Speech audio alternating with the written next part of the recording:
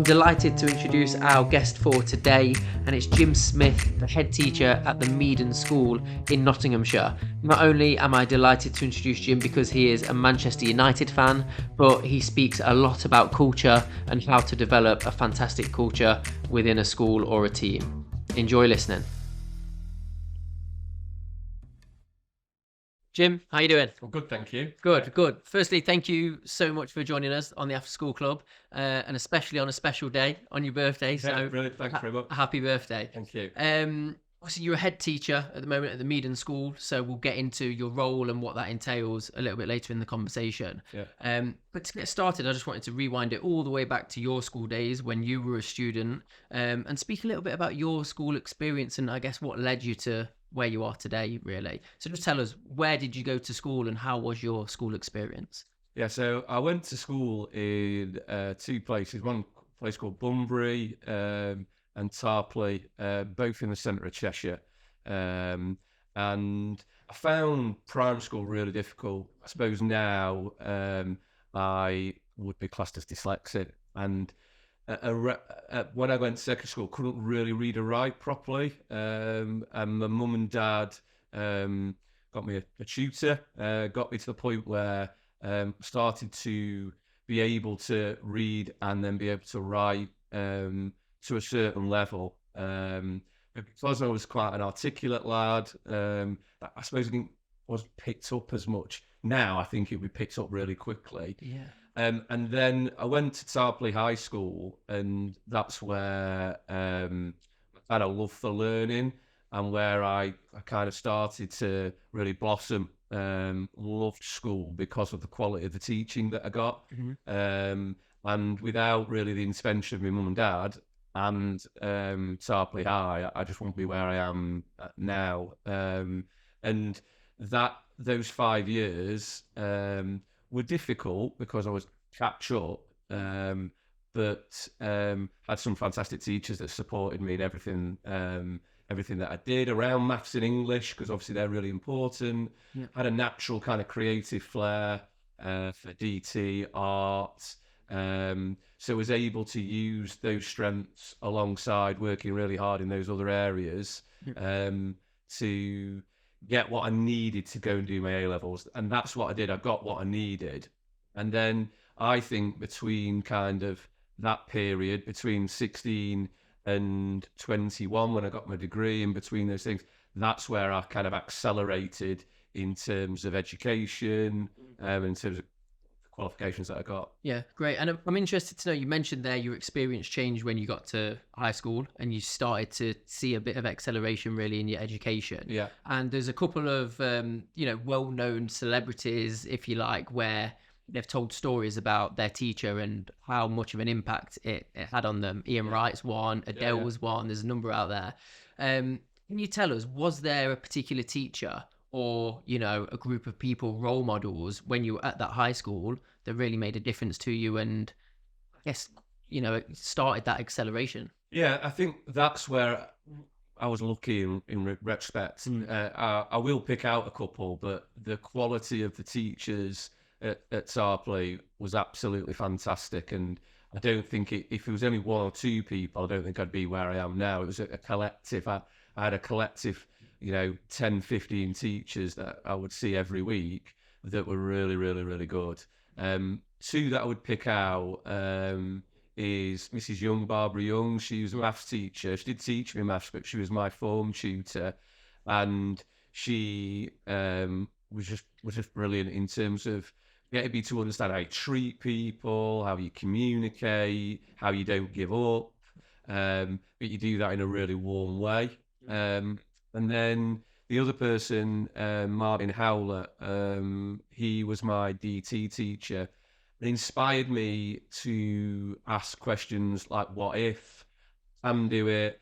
Well, someone's not done that before. It doesn't mean you can't do it. Changing the mindset. Changing the mindset. And those two people have kind of inspired me to become a teacher. That, amongst the other people, amongst the other fantastic teachers I had, those two really, really were highlighted as two people that had a massive impact on my life.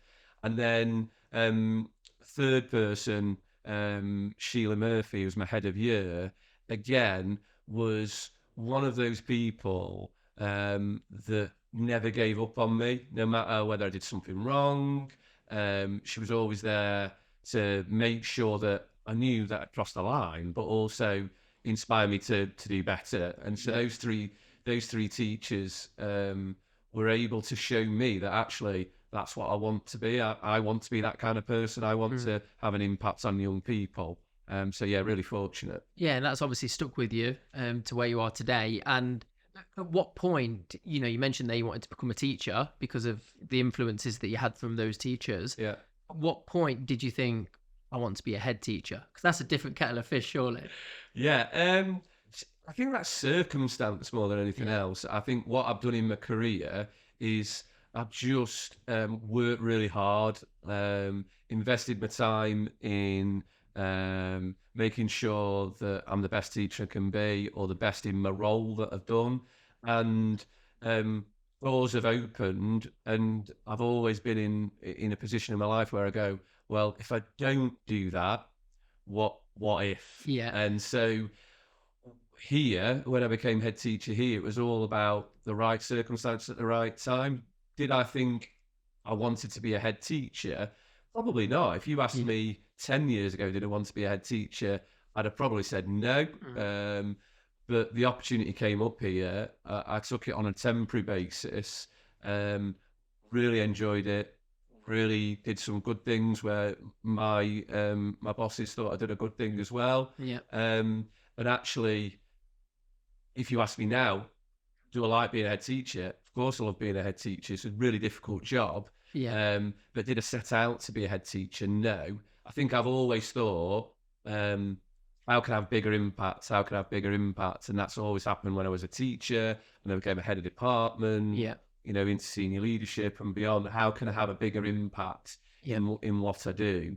And that's how I became a head teacher. Yeah, and now you're having a huge impact, you know, I guess not only across the school, but also across the trust, the Nova Trust as well. Yeah, and that's all about, so working in my role with the trust, I've got this great title of strategic lead for culture. Yeah. But what that means is that I work with all the head teachers as a peer and coach them and support them to get them to think about the cultures that they want and the cultures that they've got, and how to bridge that gap and get on that journey to the culture that they want. Yeah, and I think culture is so important, whatever business you're in or whatever environment you're in. Yeah. And I'm going to get into that a little bit more as we go on. Just before we do, in terms of the journey to becoming a head teacher then, can you just talk us through qualifications that are needed? I guess what the steps were for you to be able to actually apply and become a head teacher? Yeah, so obviously being a teacher, the teacher qualification. So I have a degree, and then I did a PGCE. There are different ways through teaching now, but that's what I did. I then became a teacher. A school in Chesterfield, and what I realised really quickly was that you work hard and you're bothered, and if you work hard and you're bothered, people get to notice you. And I mean bothered, you know, interested in people, interested in their lives, students, staff, parents, and work really hard. And I think they're the things that my mum and dad have instilled in me, to do those two things. And I then always looked, I suppose in my early part of my career, I was very ambitious. I wanted to get somewhere really quickly. I then applied for a job as head of technology in my third year of teaching, and now I'd look at it and go, what was I doing? Was I experienced enough? No. But one of the people that has had a massive impact in my career was the head teacher at Hope Valley College, Bernie Hunter, and he saw something in me. I was definitely not the finished article, but he saw some potential and he took a risk. And that then, I became head of technology at 24, and I learned the hard way. Yeah. I learned how not to lead people. I learned that you can't do everything yourself. Get out your office, paperwork don't really matter. It's about how you treat people. Yeah. And I learned the hard way, and a very steep learning curve really, in terms of getting things wrong. But he allowed me to get things wrong, gave me the space, was really supportive. Yeah. Still supportive now. I'm in contact with him now. Yeah. And then he allowed me to do my masters, did my masters in leadership, and that then got me to think about, right, well, how can I have a wider impact? I was there for 9 years. It's a long time in education. And he was retiring, and I just got this feeling like this is now the time to go. Yeah. And so you were 9 years in the same role? No, I was the head of technology, and then I then became a senior leader there, in charge of coaching and student teachers, ITT. That was my area of remit. Still retaining my head of technology role, and I just felt it was the right time to go. Yeah. And I did something then that at the time was a massive risk in my career, but now I look back at it, accelerated my career in understanding leadership. And I was a technology teacher, and at that time, to get to be a technology teacher and be a senior leader, people didn't want that. They wanted English teachers, maths teachers. And so I applied for a job at a school in special measures. Right. And so you wanted a challenge. I wanted a challenge, and that's when I came into the trust. And I was there for a year. The trust were there for a year, and again, then that's when I met the sort of second person in my career that had the biggest impact, Chris James, who got me start thinking about school improvement and about how you improve schools through systems, and how you improve the quality. And I was in charge of teaching there, improve the quality of teaching, the things that you can do alongside it. And again, weirdly, a bit like Bernie's, Chris is now a good friend of mine. And he was the executive head teacher. It got me to really think about it. And I learned some, again, he allowed me to make mistakes, a lot of things around how you deal with school in special measures, dealing with unions, dealing with difficult parents, dealing with staff that have had no investment for years, and how to improve them. And again, made huge mistakes because not used to those things in a quite pressurized environment. And then I was fortunate then, I'm an engineering technology teacher, and I got asked to move to Newast in Nottingham. Okay. And the trust had just been involved in taking Newast over. And it's a specialist school, technology. School in engineering and science. Yes. And I went there as the vice principal with Bob White, who was the principal at the time. And it was so embryonic. It had a building. There was no kids in it, not very many teachers. And again, it's helped me in my career because I worked with Bob to establish Newast to be a really successful school, oversubscribed, but there were some difficult days there where we didn't have enough kids, and we had to start school from scratch with the trust. It wasn't, just me and Bob starting school. I learned about how to build a school from scratch, which again was quite unique in a career. And then during that time, I did a qualification about senior leadership, and again worked hard and was bothered. And my bosses at the time, still my bosses now, said, would I come to Meden as the deputy head? And came to Meden as the deputy head, and within a year, within 12 months, the role came up as the head teacher, and I applied for it. Definitely not ready for it.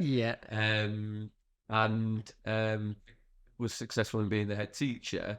And I got it on an interim basis in November of 2018, and in 2019 the pandemic came. And I was what I would call as COVID head teacher. I had to deal with something that no one's ever dealt with great Crazy time. support, Yeah. with the trust. And again, then the third person that's had the biggest impact on my life, on my professional life, Ryan Hawley, who's my, I suppose my boss now. He's a director of school improvement. Was able to help me how to turn a school round with a culture that wasn't great, and how to create a really good culture in a school to get sustained success, but also to retain our best staff and to create a really good place to come and teach. Yeah. And that's where I've been. I've been here now 5 years as a teacher, and I've got my MPQH, which is the national sort of head teacher qualification. Has that been useful? Yeah, it gave me the space to think about things, but I can only I think the theme through my career is that people have taken risks with me, given me the space to lead and to make mistakes, and have been supportive in showing me what good things look like. Yeah. So whether fortunate or whether I gravitate to those people, I suppose, is probably a bit spiritual. Yeah. But, you know, I feel like I've been very fortunate with the role models that I've had, that have given me, they've not micromanaged me at all, and have supported me to be the best I can. And like I said, I feel like the values that I have of working hard and being bothered, those two things have married up to get me to where I am now. Yeah, what I think is amazing is you've mentioned a few times there in each role that you deep down, you didn't feel you were ready for that role and you weren't the finished article. And I'm a believer that actually nobody is the finished article, and we're always learning, we're always working towards the next thing, the next goal. But if you don't have that mentality and you're always waiting for the right time or to be the finished article, it's never going to come about. Sometimes you've got to make the jump in order to learn, progress, and learn from your mistakes. Yeah, and I think the danger in education is you look at these amazing, you know, recruitment packs, and they have the job description and what they want, and you read them and go, you know, no one's ever that person that they've written down. Yeah. What you've got to do is go, well, all right, I haven't got these skills yet, but can I develop them? Can I do them? And I think you can. And I think you can only do that while you're doing the job. Yeah. So you can have as many qualifications as you want. Yeah.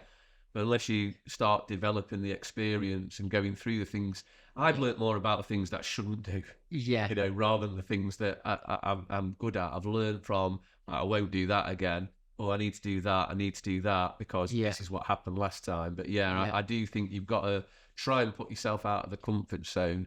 And, you know, it's cliche, but, you know, you're never going to win the lottery if you don't have a ticket. Yeah, exactly. And there's a lot of people that are going to be listening to this that want to progress within education. Some will have zero experience, others will have many years of experience, but maybe they're looking for the next step. What I want to know is, what do you look for in people joining your team and being a part of your culture that you've developed over the last 5-6 years? Yeah, so I interview every member of staff, every post. Yourself. Amazing. Myself, with a team of people. Yeah. But I'm involved in everything because for me,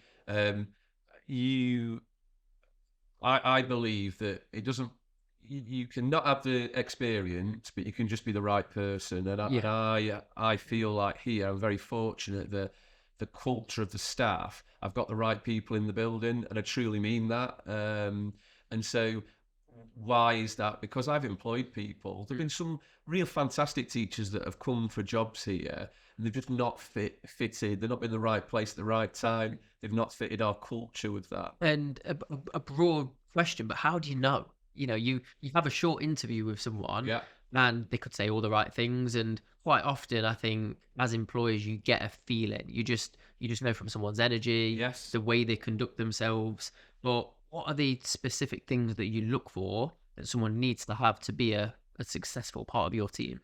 Yeah, they've got to have a really good emotional intelligence, and they've got to understand people. That's the most important things really for me.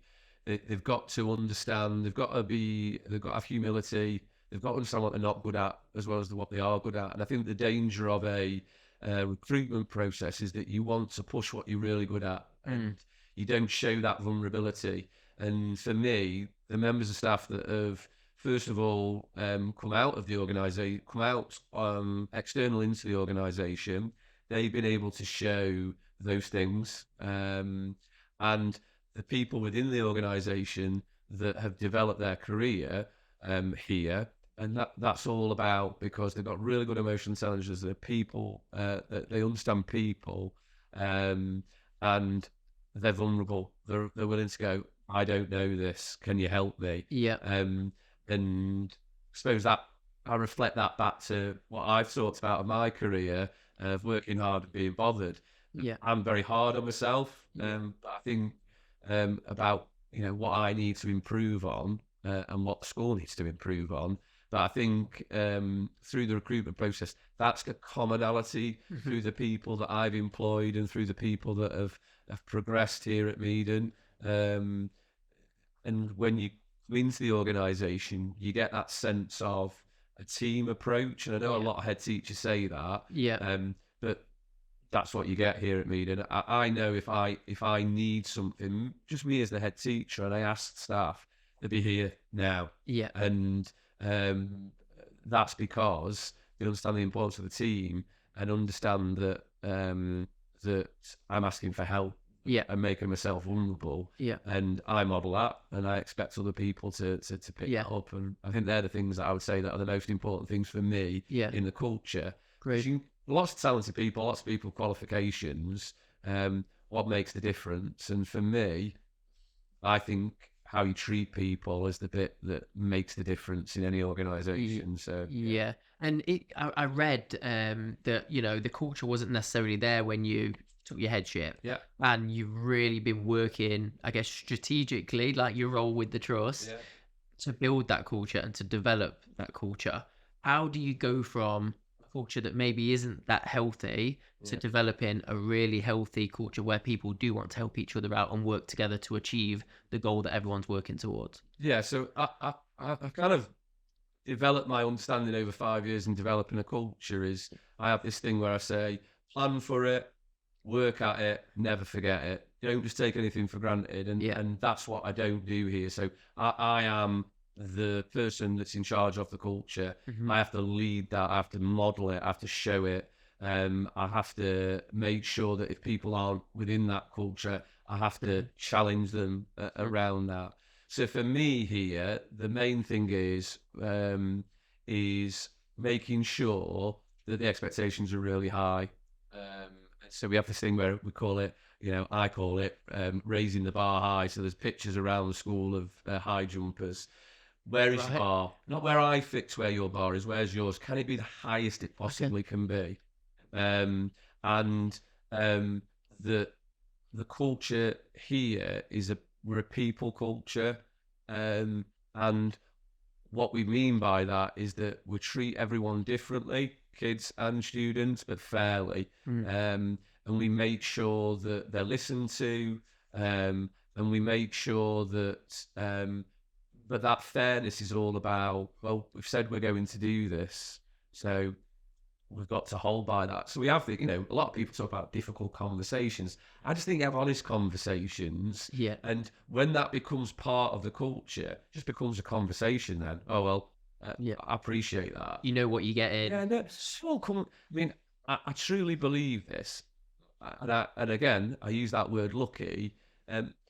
None of my staff come to work wanting to do a bad job. Not one.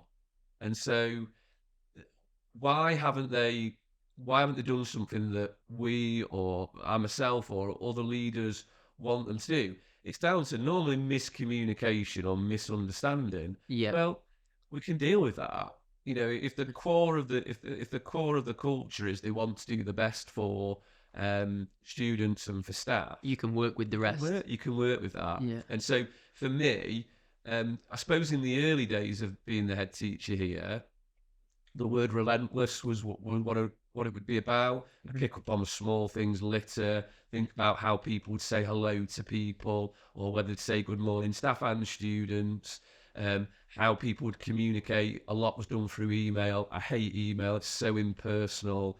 It can be taken the wrong way, tone. So I prefer you to talk about it. If it's that important, come and knock on the door. Come on, let's talk about it. And making sure that within that, probably that first 18 months, there was lots of challenges. Am I going to continue doing it? Am I going to, am I just going to give in? Yeah. I didn't, and Yeah. I kept going at it, and I didn't waver from the decisions that I made, and the people that around me that support me, Ryan, he would be a good sounding board. Go, no, Jim, you're doing the right thing. Just keep on this track. And you need those people around you in your 100%. It's never, this place is a great place. I'm part of the reason why it's a great place, but I've got 120 staff. Yeah. I've got 1,200 kids. Yeah. That's why it's a good. If they weren't part of the culture, the place would be an absolute nightmare. No one would want to come and teach here. No one would want their son and daughters to come here. Yeah. So it has to be collective. Yeah. And so those early days were about setting the bar, making sure that I held people to account, and they also were the other way. They were testing me. Is he genuine? What is he like? Which at times you need as a leader, I guess. 100%. There was loads of people that would challenge my thoughts and still challenge me now. I like being challenged. I love an argument. Gary Neville's first line of his autobiography is "I love United and I love an argument." That could be the first line of my autobiography. I love the fact that you quoted United players as well. Yeah, big Manchester United fan. And so, so the challenge is really, really important to me. I prefer people to challenge my decisions and talk through them so they understand them, and for me to understand them and reflect on them. So those early days, there was a lot of challenge, and that wasn't because they were really good people. Many of them are still here now. It was that they were going, is he the real deal? Is he going to continue with this, or is he just talking it? And then I suppose the last bit about the culture is talking and walk the walk. There's no point if I was stuck in this office all the time. There was no point if I wouldn't get my hands dirty and do things that I expect other people to do, and making sure that I front things out. And, I don't know, in my brain, have I got that thing where I get really anxious about having conversations with people? I don't. I quite like talking to people.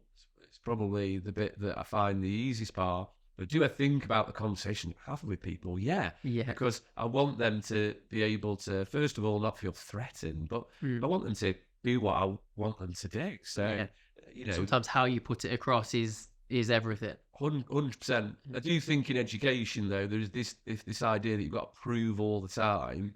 And I'll be brutally honest, so that culture for me doesn't work in schools. You can take a school so far by telling people what to do, having high accountability, then proving paperwork, but ultimately, if you want the organisation to grow beyond you, and that's what I want them to. I want I want Meden to grow beyond me eventually. Then you've got to develop people's understanding, and they don't just do it because Jim's asking us to do it. We understand that process, and when people get things wrong, like I've got things through on my career, those three people that I've talked about, Bernie, Chris and Ryan, not one of those not one of them has told me off. They've supported me to understand why that hasn't worked. What they do next about it, how we're going to guide you through it. How we're going to sort out the problems we've created, and when it comes again, how we're not going to do it again. I suppose they're the things that I want to do here and hopefully do every day. Great. Well, what I love is, we're speaking a lot about culture, and quite often see on your LinkedIn different pieces about culture and teamwork, and I'm just going to share a couple now if that's all right. So one of them that you shared was from Stephen Bartlett. It says, stop telling yourself you're not qualified, good enough or worthy. Growth happens when you start doing things you're not qualified to do.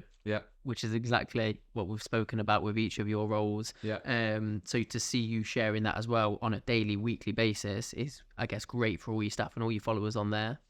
And I suppose one thing I would say with that is that just because I'm a head teacher doesn't mean I haven't got imposter syndrome. I worry about whether I'm doing a good job all the time. I worry about whether I'm the right person to do the job. I worry about whether I've got the experience to tell people what to do. I have all that. But think through my experience is what I've learned, and what you've heard is that you have got to jump out sometimes and go, no, this is the decision I'm making going forward. And and move forward with it. Yeah. One more I'm going to share here. Leadership First was the title, and it says, if you delegate tasks, you create followers. If you delegate authority, you create leaders. And I just want to use that to move on to speak about, you've touched upon it slightly, but the structure of the people you have around you here within school and within the trust. Yeah. Can you just talk us through and give us some examples of the structure, how it looks, because you physically can't do everything on your own. So how do you go about delegating and using the network around you to help all achieve what you want to achieve as a school and as a trust? Yeah, I suppose the last 18 months, that's been a journey for me, because I have been a very hands-on person, very into everything, knowing every agenda in the school. And some would say probably micromanaging at some points. Not because I don't trust them, because I just love my job and I love going out and and I'm a problem solver, so I love problem solving. But what I'm getting really to understand through my role now and where I want schools to go next is that it can't just be me. It can't be because I'm setting the agenda. It can't be because Jim's seen it. It's got to be everyone in the organisation. And my what I've done through my career is I have invested heavily in coaching. I'm a trained coach, and I'm committed in making sure that the people that work with me, train them to be coaches, but I coach them. And when I first started here, a lot of people got frustrated with me because I wouldn't give them the answer. What do you think? And famously, someone said, Jim, can you just tell me what you want? And I could do that, but you're not going to help to learn and understand the process. So for now, where Meden is, it's an absolutely fantastic school.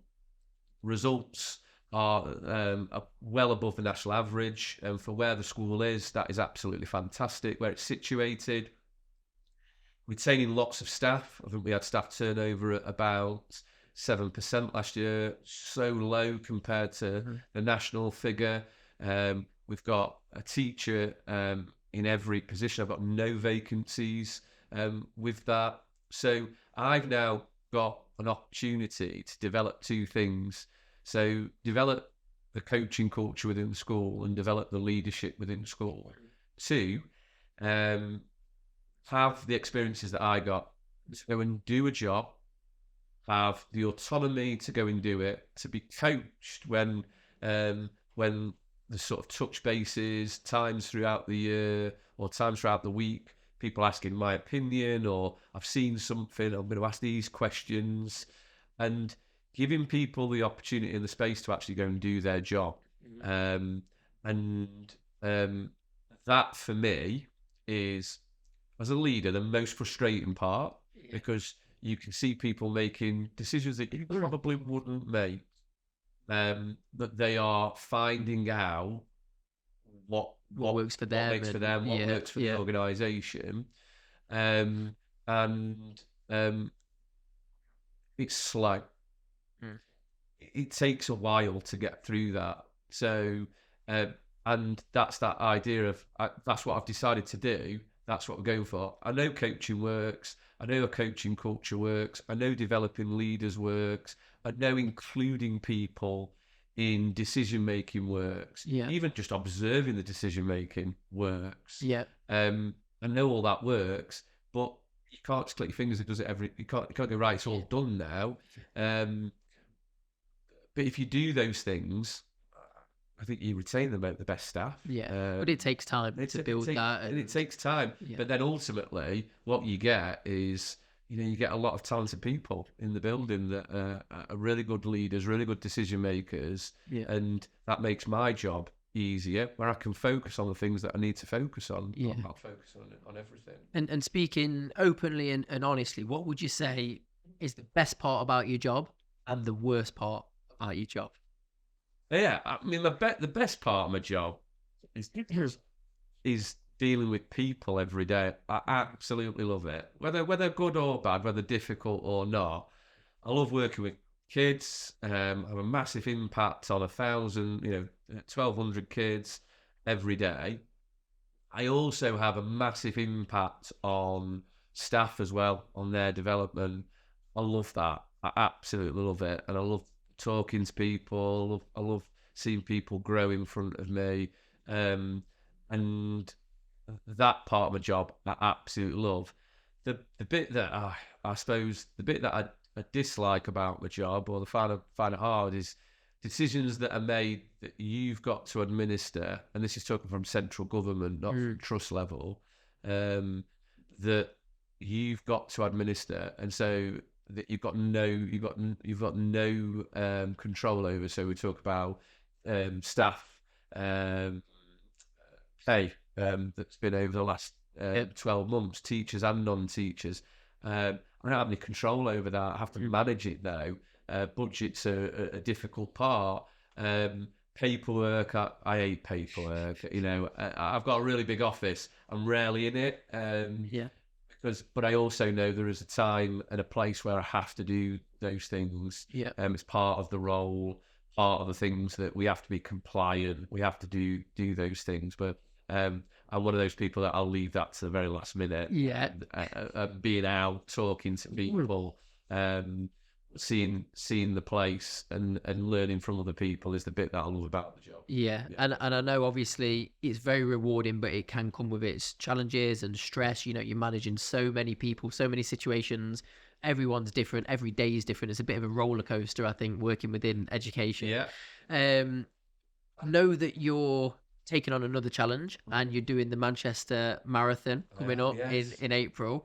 Good luck with that. Cheers, thank you. Is that I guess a way of you dealing with the stress and the release that you get from this job, or how do you deal with, you know, the stress that this job puts on you outside of work? How do you manage that? So the Manchester Marathon bit, I suppose, no, I wouldn't say it's one of those things that I would normally do. Is it a good stress buster? There's no doubt about that. Exercise is great. Getting out there, another challenge is really, really good. I suppose how I deal with it on a kind of a consistent basis, the stress of it all, is that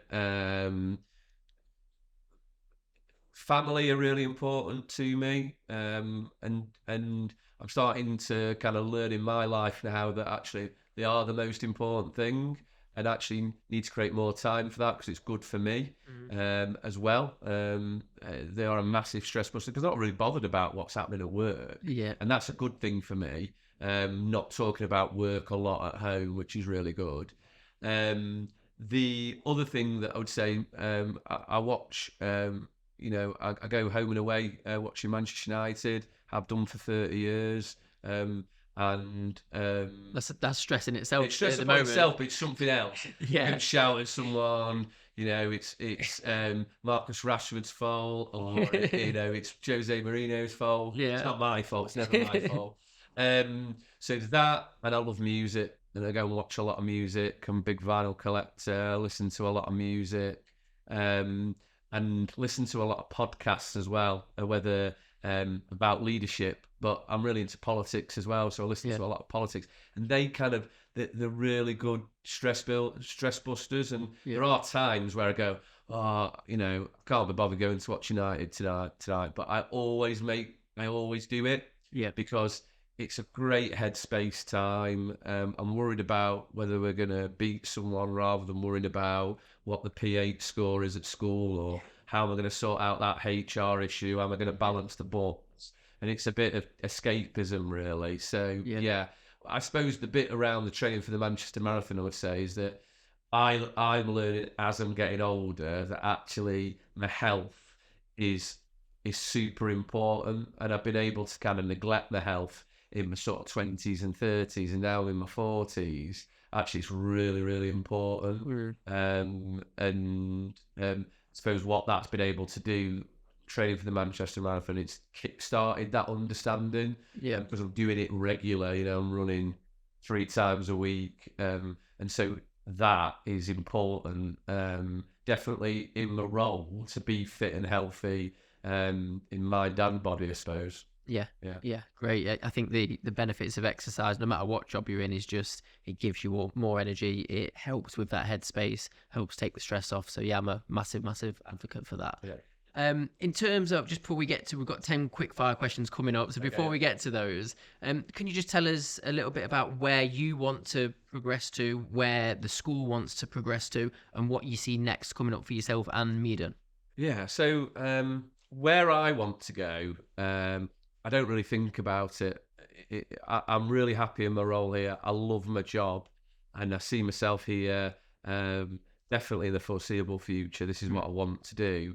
With the work that I'm doing at the trust, I think that that balance is something that allows me to work on something that I do every day and something that I have an impact on different people outside of the organisation. Where do I want Meden to be? I want Meden to be the best school it can possibly be. We're not in a competition with anyone. I want to, I want the school to develop, to be, have really good leaders within the school. I want students' results to be better. Yeah. Do Uh, you work a lot as a trust, you know, the schools within your trust to, I guess, help each other get better? Yeah, and I think that's the bit around the Nova Education Trust is they talk about trust leaders. I'm a trust leader, and actually the support network that we've got within the trust, I think has been really helpful for me as a head in my early stage, and even now, really helpful around things that I'm not an expert in. I'm an expert in education, teaching. I'm not, I'm not an expert in finance. I'm not an Yeah. expert in HR. So having that support alongside it, I think is really important. And I think what is brave about our trust on top of compared to other trusts, that each school is an individual. So Meden School is different to another school within the trust. So there is some alignment things, but a lot of autonomy is given. That's brave. Yeah. And must be really difficult Yeah. to manage. But what that allows is that school can be the best it can be. And I've talked about, how they're going to develop leaders. Well, it's given the space, the autonomy, and it's the same kind of approach. So, yeah, the support that I get from the trust, from the peers, but also from the superiors is second to none. It's really good. And like I said, you're not an expert in everything. So actually getting that support, I think is really good. So for the development of this school, where we want the school to be, we need to be part of the trust, but also understand that I've got some really talented people in this building, and they can develop the school to be even better. And that idea of going back to that bar, pushing that bar up just a little bit higher, and making sure that we continue developing is something that I think the school is in a really unique position to be in. That we're very successful in what we're doing. Everyone in this building knows that they could be a little bit better. Yeah. And that's a great culture to have. Yeah. Because it makes my life a lot easier. Yeah, absolutely. Yeah. What's great as well is you can just feel your passion when you're speaking about it. And everyone within the school as well, you can see how much it means to you, and you can really feel that when you speak about it. So Thank you. good things to come, and thanks for sharing that. I'm going to move on to the quick fire questions, Okay, just yeah, finish, if no that's problem. all right with you. So you've actually not seen these at all. Haven't, no. So here we go. A minute ago, you mentioned you listened to a couple of other podcasts as well. Yeah. What's your favourite podcast to listen to? Yeah, so my favourite podcast is Diary of a CEO, Stephen Bartlett, because why, I suppose, because he picks on things that you wouldn't normally look at. I'm listening to one at the moment, 2 hours long, which I think is brilliant. It's around stress and around burnout and what do those actually mean and how things have changed. And he gets an expert in there and really explores it. Amongst he gets really great leaders in as well. So that's the one that I listen to the most around culture, around leadership. Yeah. Great. One book or resource that has had a significant impact on your approach to education? So it's a book called Making Every Lesson Count by Sean Allison and Andy Tharby. And what they have done in a book is put all the nonsense from what teaching is. It's not about following a particular style. You must do it at this point. You must do it at that point. It's about understanding what teaching and what learning actually is. And a lot of our teaching and curriculum is based on that. So without shadow of a doubt, that one. Great. Favorite musical artist? So if it's an artist, or is it a band, or Either. So I suppose as an artist, it'd be Morrissey. Big fan of Morrissey. Probably I'm very melancholy, a bit miserable at times. So yeah, Morrissey. As a band, New Order. Was to do things differently, and that's what I love about them. New sound and things. So yeah, cool. One app that you couldn't live without? Oh, one app that wouldn't. Oh, that's a good one. I'd say Instagram, which sounds quite shallow. What I like about it is it gets you to think about what are you going to post. You can't just post like your thoughts. It's captured in a picture. I like visual things, and actually making the picture go, oh, that is a great picture that kind of describes what I'm feeling at this moment in time. So yeah. Great. Didn't expect that one. Yeah, didn't expect that. Okay, outside of work, your biggest role model and why? Outside of work, my biggest role model.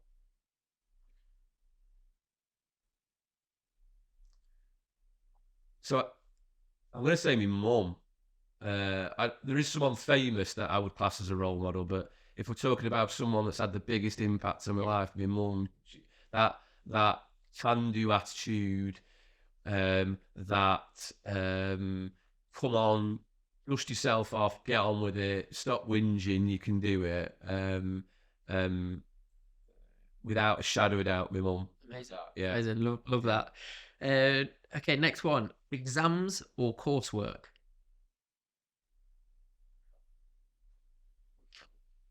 Good one. I should probably say coursework. I think I would say coursework, but it being done a little bit tighter than it was done probably 10 years ago. But yeah, definitely coursework to show what you can do in an environment, and having that. But I do also think having a bit of a balance between those two things, I think, is a good thing. I think we've gone from one way to another. A bit of a balance. I don't know if I've answered the question there. No, you have. Very broad, but yeah, you definitely have. Early bird or night owl? Both. I'm awful. I'm burning the candle at both ends. I'm awful at sleeping, so I get up very early and I go to bed very late. And yeah, I don't know. I love the early mornings because you get something that there's not a lot of people around. That is a real good thing. But I love staying up, and I love watching films. I love going out. So yeah, I'm a good napper throughout the day. That's what I'm good at. Yeah. Nice. So next one, tea or coffee? Definitely coffee, without a shadow of a doubt. Yeah, I only drink tea when I'm not well. I drink it without milk. Weirdly. Oh wow, so, really? Yeah, that's coffee all the time. I live off coffee. I absolutely love it. Yeah, it's needed. From espresso martinis to iced coffee. I love it. Yeah, brilliant. Yeah. Favorite United player of all time? Oh, this is going to shock you. Steve Bruce. Brucey. Yeah. So he made me feel something that I've never felt before and never felt previous, even though Manchester United have done amazing things. Those 2 goals against Sheffield Wednesday, the Stretford end went absolutely bonkers, and I've never felt that sense of relief and euphoria ever. And I was so little at that point, but yeah, him, and what I love about him, made the most of what he got and worked really hard, but a fantastic leader. He didn't need to be the best player on the pitch. People looked up to him because he led by example and did the best he can. Great. And then finally, just one piece of advice you can leave us with for someone looking to get into teaching. So I suppose I started with it. Work hard and be bothered, and make sure that you understand the impact that you have on every individual that you come in contact, whether students or staff. And just be bothered about their lives. Yeah, great. Well, look, thank you so much for sharing everything you shared with us today. It's been an absolute pleasure. So, thanks for joining us. Appreciate it. Thank you.